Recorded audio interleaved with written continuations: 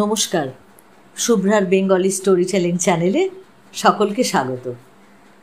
আজকের গল্প হুমায়ুন আহমেদের লেখা। গল্পের নাম অসময়।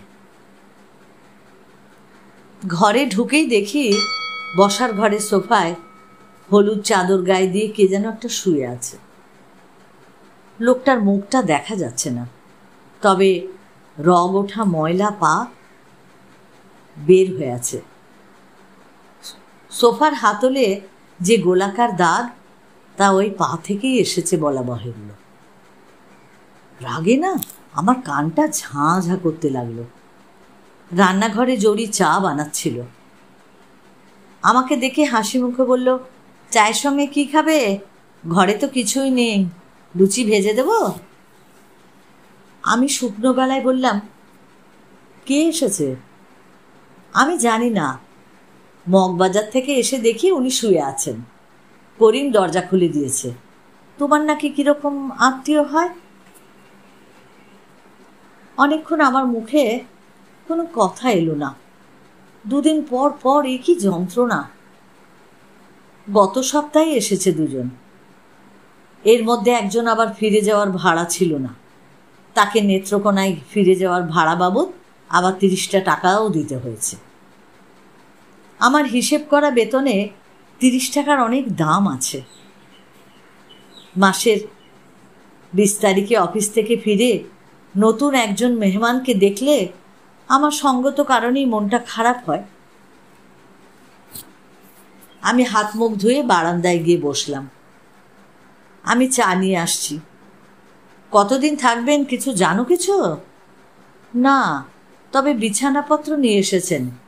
কাজেই দীর্ঘ পরিকল্পনাটা থাকাটা অবশ্য মনে হয় না বিচিত্র কিছু। জরি মুখ নিচু করে হাসল। এর মধ্যে হাসির কি আছে কে জানে। জরিকে আমি ঠিক বুঝতে পারি না। বিয়ের পর থেকেই সে এই মেহমানদারি করছে। সবই আমার গ্রামের বাড়ির গরিব আত্মীয় স্বজন। কেউ চাকরির সন্ধানে, কেউ বা চিকিৎসার জন্য, আবার কেউ কেউ নিছক বেড়াবার জন্য। নতুন এয়ারপোর্ট দেখবে, চিড়িয়াখানা যাবে, শিশু পার্কে যাবে। জরি কিন্তু নির্বিকার, যেন এসব ঝামেলা বিচলিত হওয়ার মতো কোনো ঝামেলাই নয়। আমি প্রথম ভেবেছিলাম জরির এই ব্যাপারটা লোক দেখানো। আমার কাছে প্রমাণ করতে চাচ্ছে যে সে যদিও অনেক বড় লোকের বাড়ির মেয়ে, তবু আমার এই গরিব আত্মীয় স্বজনদের সে মোটেই অবহেলা করে না। এখন বুঝতে পারছি আমার ধারণাটা ঠিক নয়। কোনো এক বিচিত্র কারণে জরির মধ্যে বিরক্ত হবার ক্ষমতা গড়ে ওঠেনি।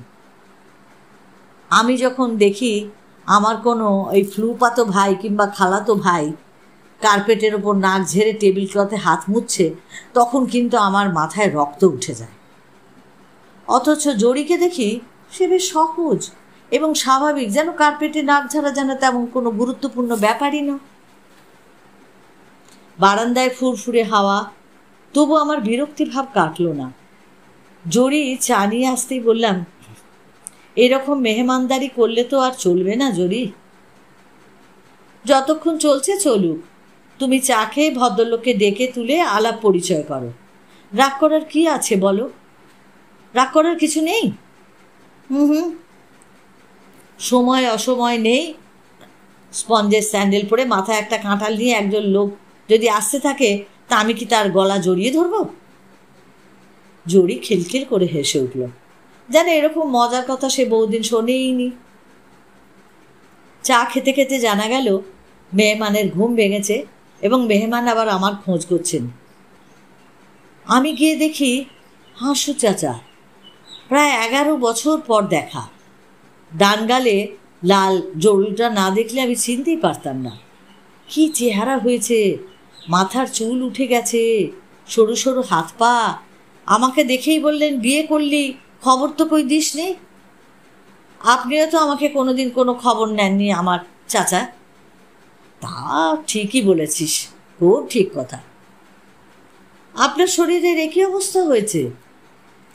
মরণ রোগ, মরবার সময় যেসব অসুখ বিসুখ হয় সেই সব হয়েছে।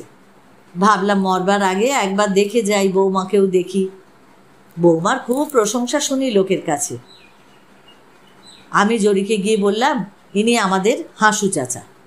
তুমি যার বাড়িতে থেকে ম্যাট্রিক পাস করেছিলে? হ্যাঁ হ্যাঁ, এই প্রথমবার দেখলাম মেহমান দেখে বিরক্ত হওনি। হাসু চাচা না থাকলে আমার পড়াশুনোই হতো না জরি। জরি হাসতে হাসতে বলল, পড়াশুনো না হলে আমার সঙ্গে তোমার দেখাও হতো না। কাজেই আমাদের দুজনের দেখা হওয়ার পেছনে কিন্তু ওই তোমাদের ওই হাসু চাচা। রাতে হাসু চাচার অবস্থা খারাপ হলো, আকাশ পাতাল জ্বর। আমাদের পাড়ার আফজল ডাক্তারকে ডেকে নিয়ে এলাম রাত 11টায়। ডাক্তার বললেন, এত সিরিয়াস রুগী হাসপাতালে দিতে হবে। হাসু চাচা শ্বাস টানতে টানতে বহু কষ্টে বললেন, হাসপাতালে যাওয়ার প্রয়োজন নেই। প্রয়োজন নেই বললে তো হবে না, এটা তো জীবন মৃত্যুর প্রশ্ন। জরি আমাকে আড়ালে ডেকে নিয়ে বলল, এনার আত্মীয় স্বজনদের খবর দেওয়া প্রয়োজন মনে হয়। কেমন করে তাকাচ্ছেন দেখো না। তুমি আমার ফুপার কাছে না একবার যাও, ফুপাকে নিয়ে এসো সঙ্গে করে। ফুপা অবশ্য এলেন না। জরির আত্মীয় স্বজনরা কেউ কখনো আসেন না আমার এখানে, তবে তিনি হাসপাতালে ভর্তির ব্যবস্থা করে দিলেন। রাগি রাগি গলায় বললেন, শুধু শুধু বাড়িতে ঝামেলা করবেন না, হাসপাতালে দিন। আমি বলে দেব, ভালো খোঁজ খবর করবে। বাসায় ফিরে দেখি হাসু চাচার অবস্থা আরও খারাপ হয়েছে। আমাকে চিনতে পারেন না, কথা বললে জবাব দেন না, মাথা ঘুরিয়ে ঘুরিয়ে খালি চারিদিকে তাকান। জরি একবার পানির গ্লাস নিয়ে ঢুকতে অবাক হয়ে ডাকতে লাগলেন, ও মিনু, ও মিনু। জরি ফ্যাকাশে হয়ে বলল, মিনুকে? আমি বললাম, হাসু চাচার মেয়ে, অনেকদিন আগেই মারা গেছে। হাসু চাচা টেনে টেনে বললেন, ও মিনু, ও মিনু বেটি, কাছে আয়, কাছে আয়, আয় না। রাত 1টার সময় তাকে হাসপাতালে নিয়ে গেলাম। বাসায় আমাদের ফিরতে ফিরতে প্রায় রাত্রির 2টো বেজে গেল। জরি দেখে একা একা জেগে বসে আছে। তার মুখটা কেমন রক্ত শূন্য, একদিনের পরিশ্রমে চোখের নিচে যেন কালি পড়েছে। অবস্থা কি তার? বেশি ভালো না, স্যালাইন দিচ্ছে। তুমি কি চা খাবে 1 কাপ? না, এত রাতে আর ইচ্ছা করছে না। খাও না, আমার খেতে ইচ্ছা করছে। হাত মুখ ধুয়ে বারান্দায় গিয়ে বসো, আমি চা নিয়ে আসছি। আমরা ঘুমোতে গেলাম প্রায় শেষ রাতে।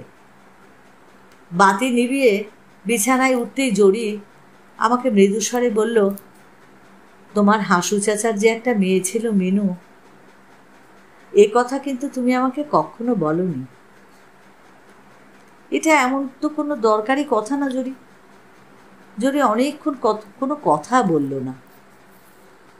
তারপর হঠাৎ বলল, মাঝে মাঝে তুমি যখন আমাকে আদর করো তখন কিন্তু তুমি আমাকে মিনু বলে ডাকো। আমিও কোনো জবাব দিলাম না।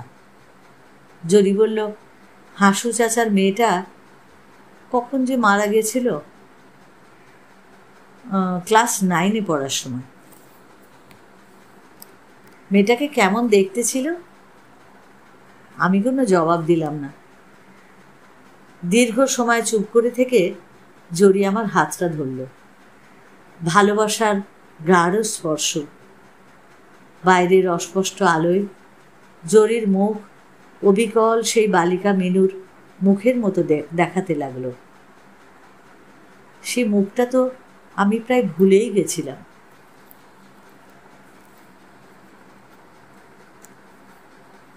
গল্পের শেষে এটাই মনে হলো যে আসলে মিনুকে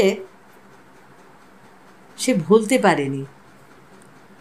তার মনের কোনো গভীরে একদিনের সেই ভালোবাসার মিনু কোথাও ঠিকই থেকে গেছে। যে ছিল আমার স্বপ্ন চারিণী,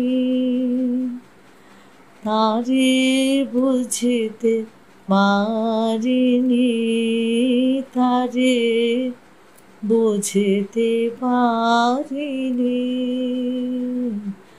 যে ছিল আমার স্বপ্ন চারিণী। এই গল্পটা যদি তোমাদের ভালো লাগে তাহলে তোমরা অবশ্যই লাইক ও শেয়ার করো। আর যারা এখনও সাবস্ক্রাইব করোনি প্লিজ প্লিজ তারা একটু সাবস্ক্রাইব করো। সকলে ভালো থেকো আর অপেক্ষায় থেকো আমার পরবর্তী গল্পের জন্য।